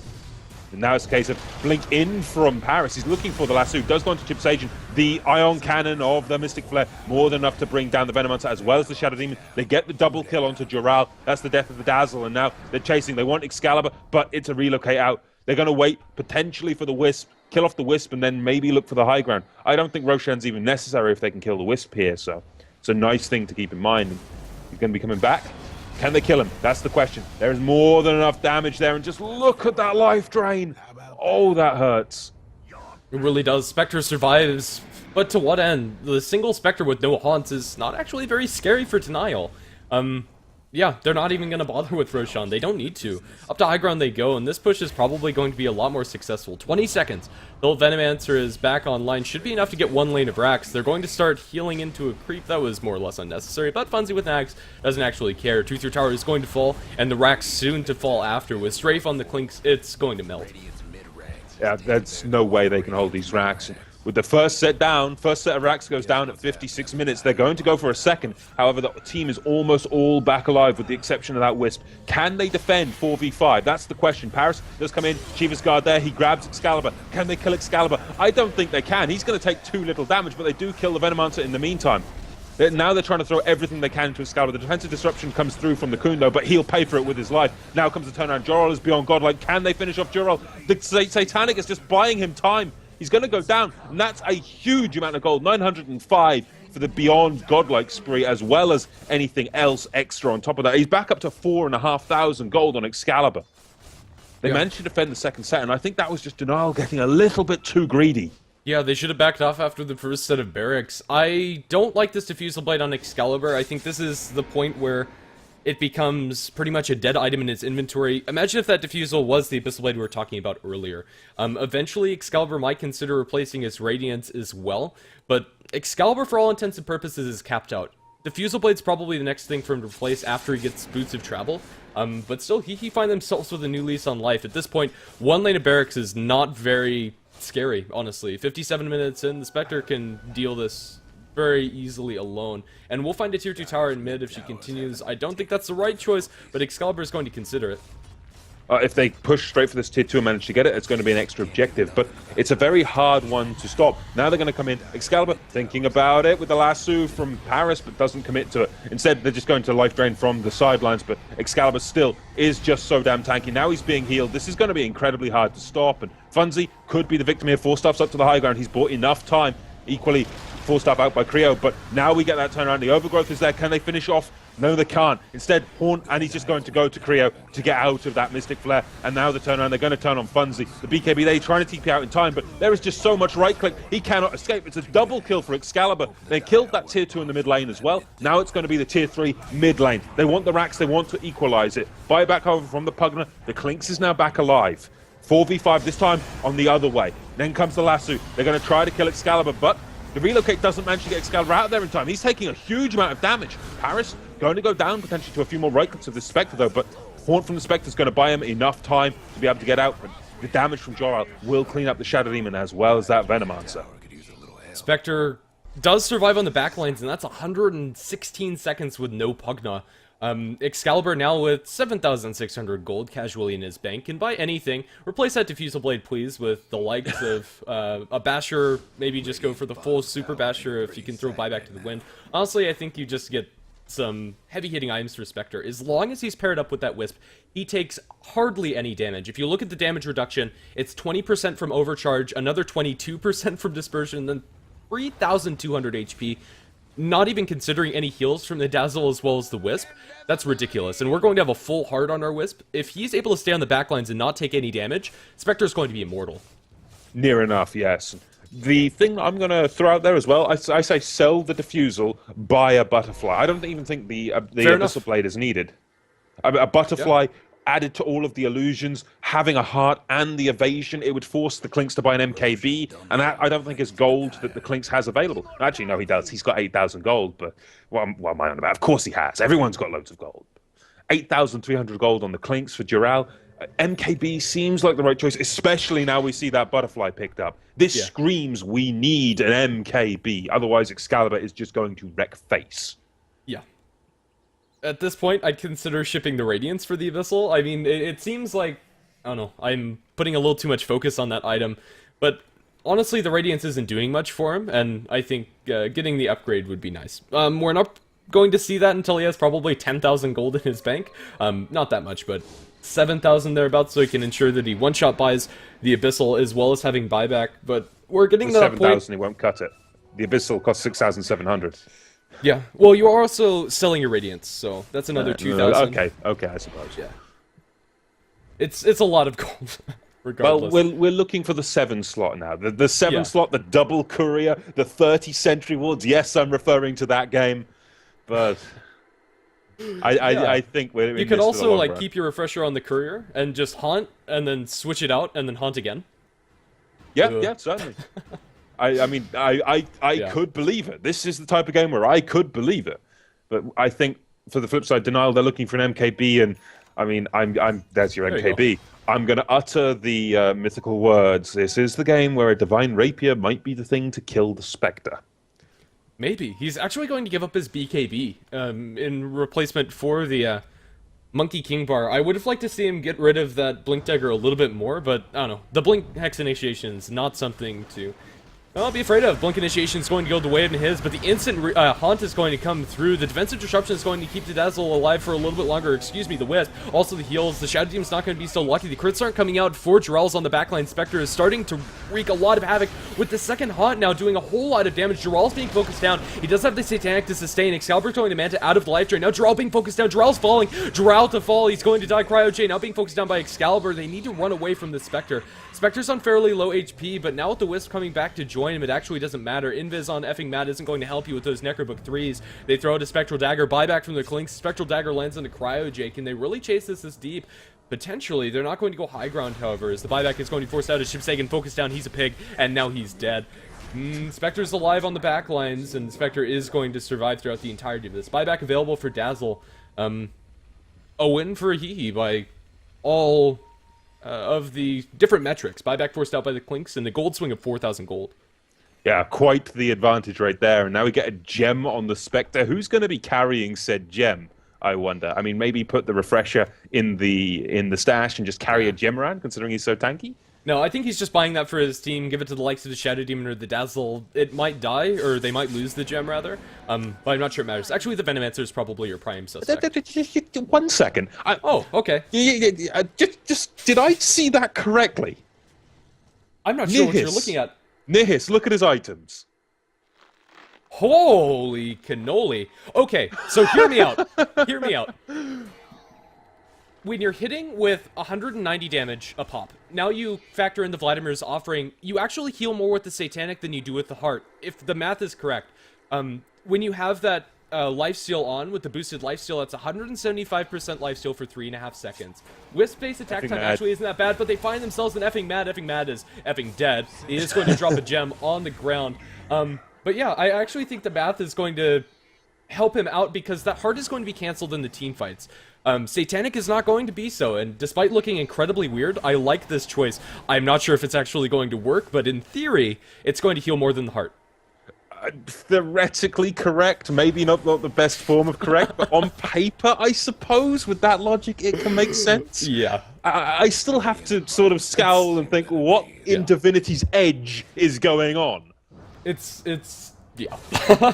Oh, Funzy! He's going to be forced to eat the cheese down in bottom. They do jump down to try to catch him out. He's probably going to be forced to try to man-fight this, but there is no way he's winning that fight. Cancels life drain, tries to decrepify himself, tried to life drain up anything. They're 2 illusions. Now Funzy's dead. Excalibur is wicked sick. The Wisp is going to die in the backlines where he did come back to. No buyback. It's still a win for hehe, although not hugely so. No, not hugely slow indeed. It's a coroner support each way, but this is going to be a game for my book of favorites. I think we've seen a lot of unorthodox things in this one, and I suppose this is the thing with unorthodox. Odd things that are unorthodox are either genius or insanity. It's that middle ground, that line between. And honestly, we've seen things like an Aghanim's Treant Protector. We get to see the eyes come back. We've got a Satanic Wisp. Yeah. Okay. So we get to see it all. Yeah. We do. Yeah, I think your next item for Wisp is Heart, but honestly, I have no idea. I've never seen a Satanic Wisp, and honestly, I'm going to check this after the game on Dota just to see if it's ever been done before. Either way. Well, we're going to see something else this game. HWA? Joral going to be going on HWA, and he could go down, but he's got that ethereal blade that's going to buy him enough time, and will TP out just before Excalibur kills him. That was close. That was under 400 health. That was incredibly close. Inside the base, casually, we have a BKB and a mechanism on the ground. But yeah, Joral is going to survive within inches of his life. If that was an Abyssal Blade instead of a Butterfly, that would have been a dead Clinks. But either way, the Butterfly is a wonderful item. Even in a vacuum, the extra movement speed is nice from the Flutter if you are being focused on by an MKB target. And just the extra stats are wonderful as well. Still, anybody's game, I did not expect it to actually turn out like this. I was either going to say that if he make it to this point and their Spectre is the most farmed hero on the map, they're going to win the game flat out. But with the way that the game led up to this, it's just not going to be the case. The net worth graphs and the experience graphs don't mean anything. They've sat at about 15,000, 20,000 for the entirety of the game. Yeah, those are negligible. Spectre is the only hero on the map that matters for he. Denial have a Pugna as well as the Clinks, which is kind of nice, but honestly, it's just the Clinks. Yeah, in all honesty, I will agree. It is just the Clings, and I completely agree to the fact that crafts mean very little at this point. I mean, the best thing to keep an eye on as some form of control is the buyback status. That means everything right now. Okay, look at the dire vision. Look how many freaking eyes in the forest they have. It's cancer. Holy hell. I suppose this is why it's good to see it come back. This is why you would used to picture him back in the days where Eyes of the Forest was one of his base abilities back in Dota 1. I mean, this is good to see once again. I mean, you can have vision everywhere, see everything. It's just pure gold to see once more. It's map hack. That's what it is. No, Night Stalker's map hack. This is pretty close. It's flying vision from trees. I suppose, but they can't move. Yeah. There's Okay, your basher. There's your basher. Yeah, there we go. Now it's time to start flipping things around. It's completed Abyssal on Spectre. He is going to ship out that Radiance. I like this choice from the Spectre. It's time. It's time for this. Eventually you might consider something to replace that Refresher Orb that maybe his illusions can benefit from. I don't know what that would be. Spectre is, for all intents and purposes, completely capped out. It is the Radiance on the Courier, actually, so what he's going to do is he's going to swap the Refresher for the Radiance, make the Haunt illusions, and then swap the Refresher back, refresh Haunt, and then swap the Radiance. It's a little bit of a juggling act, but he'll have that Radiance burn throughout the team fight, as well as having double Haunt. If he can actually make that pay off with the juggling of items like that, it's actually going to be one feat of absolute skill and micro. And this is an Excalibur, of course. Yeah, so I expect no less. The only threat and real risk is if this courier gets picked off. I mean, if it gets picked off right now, Abyssal Blade offline, that'll be a huge thing. But yes, it will. But then again, he's still going to be fighting at the same caliber that he has been for the rest of the team fights, and it's only going to be down for like 2 minutes. So, I mean, with the pace of this game, that might not end at all, but still, it does make this courier become one of the most important heroes on the side of hehe. The courier's a hero now. Yes. I suppose standards go out the window at this point, as we get near the 17-minute mark. He's glowing, he's carrying an Abyssal Blade, he has more net worth than most couriers do. Don't tempt me. We get that relocate. Are we going to be seeing any form of offensive relocate? No. It's going to be a relocate back to defend the base. They really cannot leave this middle lane unoccupied for too long. Of course, they did get that 1 Rax deficit, but now we get that mass TP back in the fight. This could be the one that decides everything. Jorel taking a large amount of damage, but BKB forced by the Batrider. Now Paris doesn't really want to risk getting caught, but Excalibur just comes in the main side of the fight. It's a big kill for him. They managed to bring down the Clinks, who will immediately buy back. Funzy in a lot of trouble now as well, starting to take their few more right clicks. Will be more than enough to finish him off if they can get on point, but the illusions won't be able to seal the deal, and he just drains life a little bit too much for them to finish him off. So force 1 kill, force 1 buyback. Equally, they managed to get 2 kills in exchange. Offensive disruption comes out to Joral, but they're going to lose the Kun to 1 more right click, and that's a double kill for Joral off the back of that buyback. Still, the Spectre survives. The Radiance is dropped. Just casually, right here. Okay. That's gonna get killed. They're gonna find a Radiance for themselves. Where's the courier? They're currently sending 2 couriers out to pick that up. One with 5 tangos on it, and the other's the Shagbark we saw earlier. Radiance? The creeps are casually walking by it. Come on and kill this stupid sword. So it's a case that they're sending out a distraction courier and the main courier to pick up that damn radiance.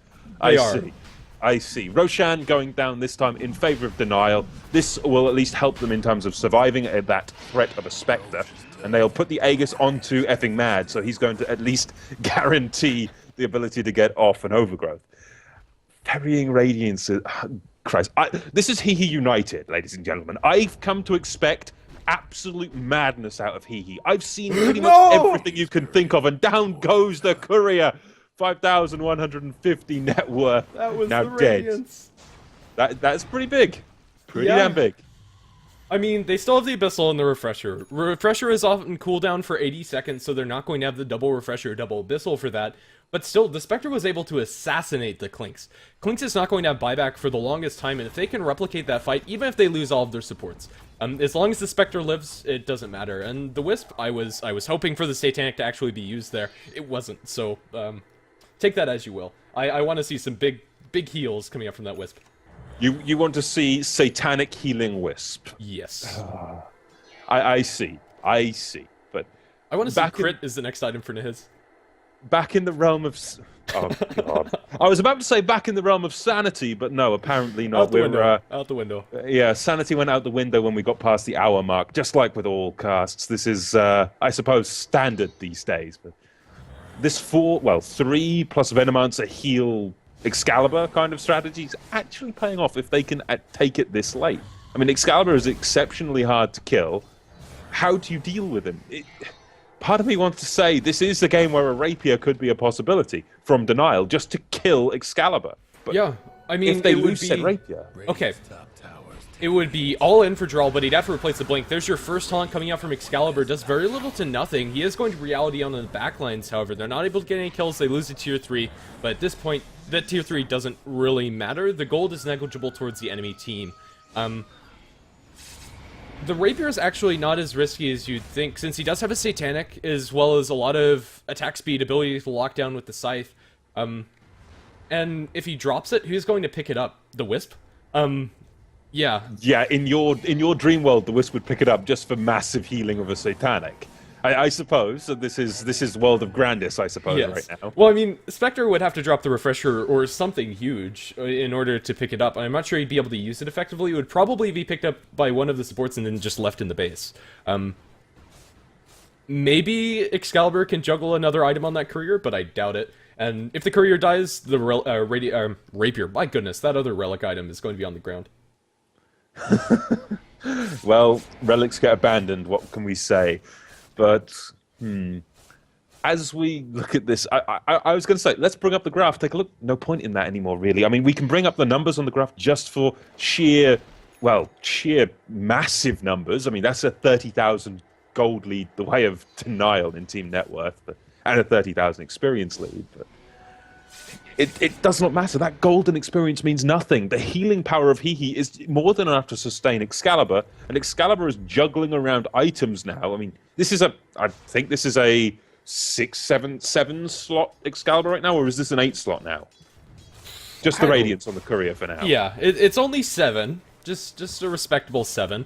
They also have some casual tangos for HWA to eat through some of the Eyes of the Forest, but, I mean, if we take a look at the Eyes again, they have grown even more. Some of the ones on their side have been dewarded on this area of the map, but every other spot on the map has almost complete vision for Denial. This is, I suppose, the one downside of, say, Denial right now. The Batrider's Firefly is killing a few of the Eyes of the Forest. That is unfortunate for them. I think he's killed more Eyes of the Forest than Hehe have. Yeah, that seems about right. I mean, it is a Batrider, after all, the enemy of all trees, but... Timbersaw. I think that's the only hero that can take that over him. Yeah, possibly. I mean with the double chakram, you could cut through, like, this entire side of trees. I've seen that video as well, Grandis. Yes. Now we get that Haunt, though. What are we looking for with that? They're not going to be able to get anything on that top lane. Effing Mad should be safe in that Invis. They're just going to Haunt for the sake of haunting, but now they're going to turn around. Nihir's taking a lot of damage, couple of crits, more than enough to bring him down. This is almost enough to kill him. He will go down with that last right click, and now in comes Excalibur. Can Excalibur do anything to equalize this? Buyback immediately by the Wisp, and he wants to come back in, trying to save Excalibur's life here, but Dural's still trading blows. Yule's up onto that Spectre. In comes an Overgrowth. That's the 3-man Overgrowth. That's a huge one. As well as the Batrider of Paris. That is just locking down Excalibur a little bit longer. If they can finish him off, that's going to be absolutely huge. But they can do it with that last bit of the life drain on Funzy. A couple of right clicks through will clean up that Venomancer. And can they finish the job? Can they get near Hiss again? Can they get Tip Sage in? Buyback immediately from that Batrider. Just life drain after life drain. Funzy, steals, and everything.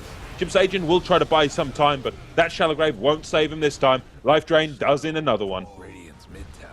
Suddenly, like that, hehe just made this game so much harder for themselves. I think the biggest thing that Spectre did that fight that really kind of lost it for them was the second haunt.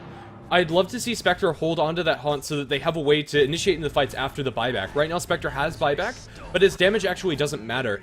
The Satanic actually came out pretty huge for the IO there. I kind of hate to say that because you're going to give me flack for it, but either way, it healed up the Spectre to about half after being dropped incredibly low. We are going to have the lasso initiation. Yep, Excalibur being focused down, the life drain coming through. He's not falling as fast as I thought he would because of dispersion, but he doesn't have a wisp to keep him alive. He's manting, trying to turn. He's not getting enough damage off before he falls. He is BKB, trying to get out of there. He's going to die, and for all intents and purposes, that's it. The tree is going to die, and the Clinks, he's burning down the poison. He's also going to fall. Double kill for the Venomancer, but buyback from the Clinks should secure this game for them. Boots of Travel are available for him, although on cooldown for 20 seconds, the base is completely breached, and the tier 4s are going to fall off to the second lane, and I think they've done it. This is only game 1, though. They have to do it all over again. This is a best of 3, ladies and gentlemen. We started at 7:30 CEST, and this is only game number 1. Denial versus hehe round 2 coming up next as well. So I'm not sure I can do it. Teams, have mercy, please. Let's see. GG called out as the base dive does continue, as the throne is going to expire. We are going to get into game 2 very shortly. So thanks for watching here on the ESFX stream on HeflaTV. Sorry about the technical issues with the ESFX platform. Hopefully those will be smoothed out in the later days. But either way, if you want to follow us, we're on Twitter and Facebook at HeflaTV, and we currently have a giveaway for the tickets of this tournament going on our Facebook page at HeflaTV. So if you're interested, go ahead and leave a comment on that post, and you'll be entered into the raffle to get one of the tickets. If you want to watch on the in-game, that'd be the way to do it. But either way, into game number 2, we're going to go quickly with me and Blackadder.